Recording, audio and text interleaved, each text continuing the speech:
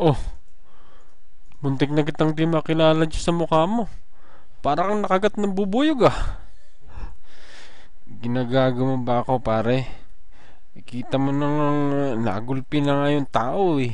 May gana ka pang biruin akong nakagat ako ng bubuyog. Bakit nalilitan ka ba sa akin? Oo nga naman pare. Kita mo nang namagamok ka eh. Ayusin mo tanong mo. O sige. Totoo ba yung sinabi ng trainer mo na natay ka daw sa salwal mo?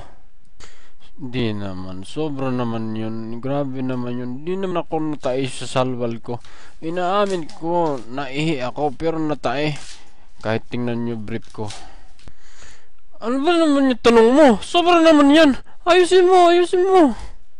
Ikaw Robert, ikaw tong nagsabi na natay itong si Margarito. Ba't mo naman sinisiraan tong bata mo? Di naman pala siya natay, naihilang daw. Sinungaling ka, gago ka. Wala akong sinabi na natay siya sa salwal. Tayo tayo dyan.